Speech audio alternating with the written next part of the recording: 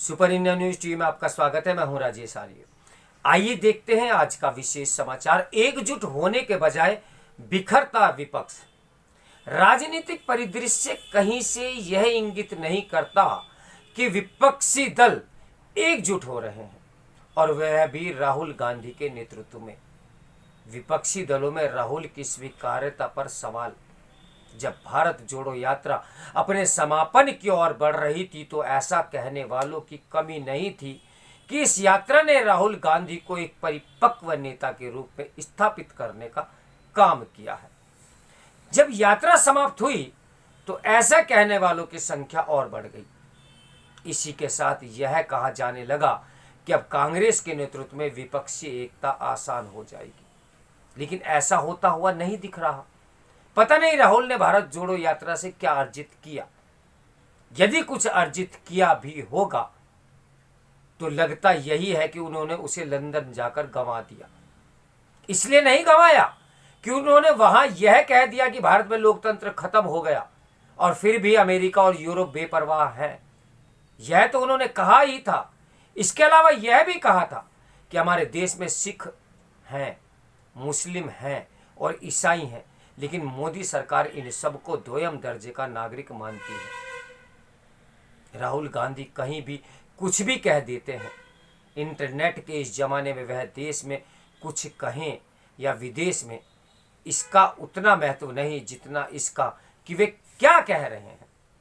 हो सकता है कि कोई और विशेष रूप से कांग्रेसी यह दलील दे कि राहुल गांधी के इस बयान में कुछ गलत नहीं, कि भारत में सिख, मुस्लिम और ईसाई दोयम दर्जे के नागरिक हैं। लेकिन कोई भी समझ सकता है कि उनके इस बयान से भारत विरोधी तत्व अवश्य प्रसन्न हुए होंगे। इन दिनों जब भाजपा इस पर जोर दे रही है कि राहुल गांधी लंदन वाले अपने बयान के लिए माफी मांगे, तब कांग्रेस ये बताने में लगी हुई है कि वीर सावरकर नहीं है, सावरकर को कोसना राहुल गांधी का प्रिय सगल है। लेकिन इसमें संदेह है कि वे अपने इस सगल से एक परिपक्व नेता के तौर पर अपनी छवि स्थापित करने में समर्थ हो जाएंगे। वास्तव में वो अपनी ऐसी छवि बना ही नहीं पा रहे हैं और इसलिए वे विपक्ष की ताकत नहीं बन पा रहे हैं। कांग्रेस के लिए कहना मजबूरी हो सकती है कि राहुल भविष्य के नेता हैं, लेकिन विपक्ष ऐसा कुछ कहना जरूरी नहीं समझ रहा। भारत जोड़ो यात्रा में राहुल की भागीदारी को लेकर चाहे जितनी प्रशंसा की जाए, इस यात्रा के समाप्त होने के बाद के घटनाक्रम ने उनकी छवि को वैसा ही बना दिया है जैसी इस यात्रा के पहले थी। अपनी इस छवि के साथ वे कांग्रेस के सर्वोच्च नेता बने रह सकते हैं, लेकिन विपक्ष के नहीं बने रह सकते। ये मानने के बहुत अच्छे बड़े कारण हैं कि एक एक करके विपक्षी नेता इस निष्कर्ष पर पहुंचते जा रहे हैं। बीते दिनों तृणमूल कांग्रेस की प्रमुख ममता बनर्जी ने राहुल गांधी को निशाने पर लेते हुए यह कह दिया कि अगर राहुल गांधी का चेहरा है तो फिर कोई भी नरेंद्र मोदी को खराब नहीं कह पाएगा। उन्होंने यह भी जोड़ा कि राहुल गांधी मोदी की सबसे बड़ी टीआरपी है। तृणमूल कांग्रेस और कांग्रेस के बीच कटुता किसी से छिपी नहीं।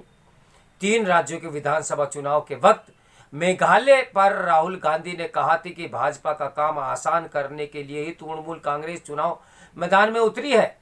इसके बाद जब कांग्रेस बंगाल में सागर दीदी विधानसभा का उपचुनाव जीत गई तो दोनों दलों के बीच तल्खी और बढ़ गई। ममता के बयान पर बंगाल कांग्रेस अध्यक्ष और अधीर रंजन चौधरी ने उन पर पलटवार करते हुए यह कह दिया कि प्रधानमंत्री मोदी और उनके बीच राहुल को बदनाम करने के लिए समझौता हुआ है। उनकी माने तो ममता बनर्जी स्वयं को ईडी और सीबीआई की कार्रवाई से बचाना चाहती है, इसलिए कांग्रेस के खिलाफ हो गई है। इस आरोप प्रत्यारोप से यदि कुछ स्पष्ट है तो यही कि कांग्रेस और तृणमूल कांग्रेस करीब नहीं आने वाली। ममता की तरह समाजवादी पार्टी प्रमुख अखिलेश यादव ने भी भाजपा और कांग्रेस से समान दूरी बनाए रखने की बात कही है। इसका मतलब है कि सपा अगला आम चुनाव चाहे जिसके साथ मिलकर लड़े, कांग्रेस के साथ लेकर नहीं लड़ने वाली। कांग्रेस से दूरी बनाने वाले ममता और अखिलेश यादव ही नहीं, तेलंगाना राष्ट्र समिति के नए रूप भारत राष्ट्र समिति के प्रमुख के चंद्रशेखर राव भी बिना कांग्रेस के विपक्षी दलों को एकजुट करना चाहते हैं। कांग्रेस भले ही बार बार यह कहे कि उसके बिना विपक्षी एकता संभव नहीं, लेकिन सभी विपक्षी दलों का उसका साथ स्वीकार नहीं। अभी पिछले दिनों जब कांग्रेस ने विपक्षी दलों को लेकर ईडी दफ्तर तक मार्च निकालने की ठानी तो कुल 16 दल ही जुड़े। 1 दर्जन से अधिक विपक्षी दलों ने इस मार्च से दूरी बनाए रखने में भलाई समझी।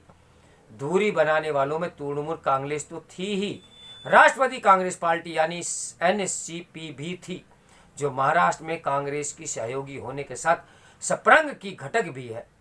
विपक्षी दलों के बीच सब कुछ ठीक नहीं और वे एकजुट नहीं, इसका पता तब भी चला था जब कुछ दलों ने ईडी और सीबीआई के दुरुपयोग की शिकायत करते हुए एक चिट्ठी लिखी। चिट्ठी लिखने वाले दलों की संख्या केवल 8 थी।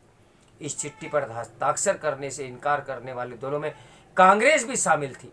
विपक्षी दलों के बीच तब भी एकता का अभाव दिखा था। जब भारत राष्ट्र समिति के नेता के कविता ने महिला आरक्षण को लेकर दिल्ली में धरना दिया। इस धरने में 17 दल शामिल हुए और जिन दलों ने उससे दूरी बनाई उसमें कांग्रेस भी थी। यह सब घटनाक्रम कहीं से भी यह इंगित नहीं करता कि विपक्षी दल एकजुट हो रहे हैं, और वह भी राहुल गांधी के नेतृत्व में। तो अब देखते हैं आगे आगे होता है क्या और ऊंट किस करवट बैठता है। तो मेरे साथ बने रहे सुपर इंडिया न्यूज टीवी के ब्रेकिंग न्यूज के लिए। नमस्कार, मैं हूं राजेश आर्य।